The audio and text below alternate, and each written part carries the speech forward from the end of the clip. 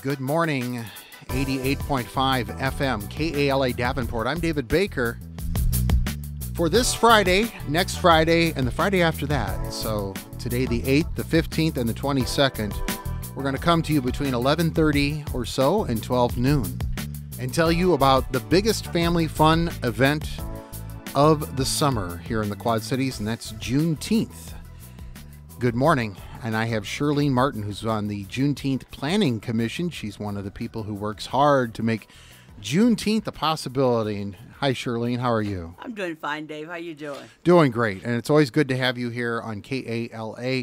Like I said, we're going to try to feature something different every Friday between now and the event, Juneteenth, the 23rd, which is Saturday. Of course, it's a free event. No admission charge to get into Juneteenth. As always, this is the third year in a row it's been done in a big way since it's gone to the riverfront. Of course, the event's been going on for many, many, many years here at smaller venues. But we've done it up big, and United Neighbors and Ida Johnson has given us the go-ahead to really make this a huge community event. That's very true, Dave. In fact, we have created what we call the Juneteenth Planning Commission. Still under the auspices of the United Neighbors, but this is a group of individuals from the entire Quad City area. We're talking East Moline, Rock Island, and Davenport, who come together to help plan and create this festival that we are trying to make something that our community can count on every single year around June, the date, which is the 19th. But this year, we're going to have it on the 23rd. Well, that's a Saturday. Yes, and let's explain why it's that date. And very simply, it's because of the demand of the beautiful LeClaire Park facility. Oh, yes. We got the date as close as we could. Folks, I'll tell you, yes, if you try to book LeClaire Park for a picnic or you try to book it for a family event, you better wait in line. That's because right. There's a lot of people trying to use that facility all the way from April until October. Exactly. It's a popular spot. The nice part about it is our summer is fun-filled. There's going to be activities for us to be able to do right here in the Quad Cities, right down at our levee. And we're lucky because the Davenport Park and Rec Department and the city of Davenport, they work very closely with us. Sure. And help us to make this festival, become a reality. Yeah, we want to kind of the first one of these installments talking about Juneteenth. And by the way, we are live here this morning on June 8th. And I want you to know and I can breathe now. I hit those steps. It's a long way. It's a long way to get up here. There's all sorts of construction, as everybody knows, in the central Davenport region that we've got going on around St. Ambrose. And Gaines Street itself is closed. Yes. But parking down there for Juneteenth, you're going to have to park in the downtown area, but the ramp's available, and there's all sorts of parking on street, and there is no metering going on downtown any longer. So, and you never had to worry about that for weekends anyway. This is a Saturday event, June 23rd. The event actually gets going at 10 o'clock in the morning, but what do we do at 11? It really gets started at 11. And this is definitely, we want to recruit as many individuals in our Quad City to join us. We kick off our Juneteenth Festival with what we call our Unity March. We are asking churches, organizations, groups, individuals, everybody come out to help us kick it off with our symbolic Unity March, because we have to come together as a people, as a community. And this Unity March, it's not a long one. It's just going to be around the area that we're going to have the festival. But we're going to start it off, and hopefully we're going to have Mr. and Mrs. Juneteenth, who is Shelby Harris. Oh, wow. And Mamie Norville. Now explain Shelby's age. Is it 100? He is the oldest living man, my understanding. I don't know. In the United States. In the United States, exactly. And he's from the Quad Cities. He's from Rock Island. He's one of our very own. He's the one that pitched the first ball out at the Bandits, kicked their season off. We are so proud of him. Wow. And so we're hoping, if weather permits and health permits, that he's going to be able to join us for the festival. But we're going to be kicking it off with the Unity March at 11 o'clock. Please, everybody, just come down. Yes. March with us. So 1901 is when he was born, I'm guessing. That's a close guess. Pretty close. Let's explain very quickly, as we talk about this Unity March, what is Juneteenth? And can you tell us just a quick overview of the history of what is the event, besides besides, we're going to be having all sorts of things happening in Unity, and we're going to be celebrating our community. Tell us, how did it get started? What do you know about Juneteenth? Well, it was established, Dave, on June 19th, 1865 in Galveston, Texas. It is the oldest nationally celebrated commemoration of the ending of slavery in the United States. It took them over 2 years to reach the slaves that were in Texas to let them know they had been emancipated. We didn't have the internet back then, did No, we? no phones, couldn't call anybody up. Even, using Wells Fargo, the coach was not something that was doable. So it took some of them 2 years to know that they had been set free. And so we marked that date of June the 19th to celebrate that emancipation. Not to celebrate slavery, but to celebrate the freedom of an ugly mark in our history. Right. And as we note here at KALA, that Juneteenth is also a celebration of the end of tyranny. It's a celebration of people being free, of all people. Exactly. And I think that's a big part of the event, and so obviously we're excited that it's a celebration. And Iowa is one of the only states in the country. There are a number of states, but it's not nationally celebrated as a holiday yet, but it is an official holiday in the state of Iowa. Yes. It's titled Juneteenth National Freedom Day. And the state of Iowa, I have to pat our state on the back for being one of the first states to have it as a state holiday, as an official state holiday. Right here. In fact, we are celebrating our 10th anniversary, I believe, this year of this being a state holiday. Now, the Juneteenth celebration, just so people have some context, as we're talking about it beginning in the Unity March in the morning, it's got some context in that there are other Juneteenths going on elsewhere in the region. And there's a big one in Des Moines, is that I understand? Yes, that's about a week long of activities. And we're getting there.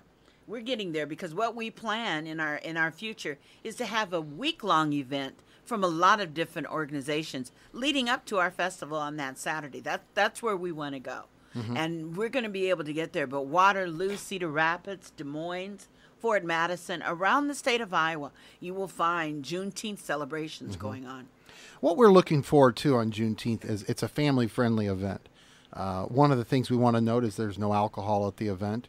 And there's no there aren't things down there that I would say would be risky, adventurous type activities that some people might want to attend and go to, and if that's what they want to do. It's a this is a family-filled festival. You can bring the young ones from toddler age or infants and strollers. We got a lot of that all the way up to someone Shelby's age. The ladies can wear their hats and the maxi dresses and come out and stroll through the park. We have a beautiful park, and the children can play. We've got a petting zoo.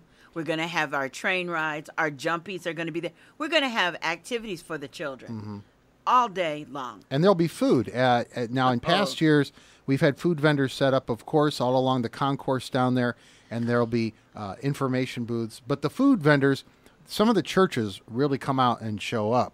But you know and what, they cook some good food. Let me say this, though. We don't have a church this year. Really? That's correct. That is not. They're not cooking this year. They're not cooking this year. Uh-oh. Okay. So I'm calling out to churches because we thought that this would be an excellent fundraising opportunity for our church. Sure. We don't have a church being a food vendor I didn't know year. that. No. Okay. So we're looking for some churches. We do have. Yeah. Melvin McNeil and his son will have their famous ribs again at our festival. So I need to let people know that's kind of like a mark on our festival as far as having those famous ribs. Very local. Famous, and Lonnie Westerfield of Lonnie Ray's. Lonnie Ray's will be there. Lonnie is a great example of a Quad City businessman who started from ground up. Lonnie Ray's been doing this. This is close to 10 years for Lonnie. Yes. I think maybe longer. Yes. That he's doing this, and he'll bring his trailer. And then JJ's Fish and Chicken. I think we're trying to get them.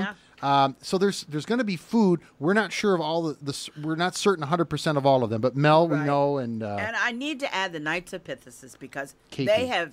That's right, KP Hall. The KPs have been our truest fans. They will have their food vendor there too, and I want to mention that because they've been with us ever since we've been down to Levee, they've been there. Well, and there's a nuance this year, and we're dwelling on the food. There's a nuance. I heard that the Juneteenth Planning Commission is going to be cooking some hot dogs. Oh, yes. We are going to have hot dogs, brats, and Polish sausage. Because, again, we're looking for next year. We haven't even finished this year's festival, but we're looking ahead. To fundraise. So it's going to be for a fundraising. So we're going to have Polish, hot dogs, brats. We'll be selling water, possibly. And all of the condiments. Yes. I mean, Ida Johnson's going to bring out the mustard. That's right. For this event. Oh, the yeah. peppers You and better the have some onions mustard. and everything, yeah. Okay. And we'll have walking tacos. Okay. We'll have snow cones. We're going to have smoothies. So That's right. Bayside Smoothies is going to be there. Smoothies is going to be there. And I'm sorry if I didn't mention one of the vendors' names, but those are the ones I'd heard of. And it's a call out right now. Is That's it too right. late for food vendors to sign up? No, it is not. Okay, so churches of the Quad Cities and region. Yeah, what's if you're up? listening Eastern Iowa, Western Illinois, up to Sterling, you can hear us. And we're live right now That's right. at 11:45 a.m. on this Friday, June 8th. Give us a call at about 12 noon when we go off the air. And we go back to our music programming and talk to Shirleen, and you can get all the information. 563-333-6216. I'll give that number one more time. 563-333-6216. You can call the request line, or if you just can't make the call right now, call United Neighbors Incorporated. And should they ask for Ida Johnson?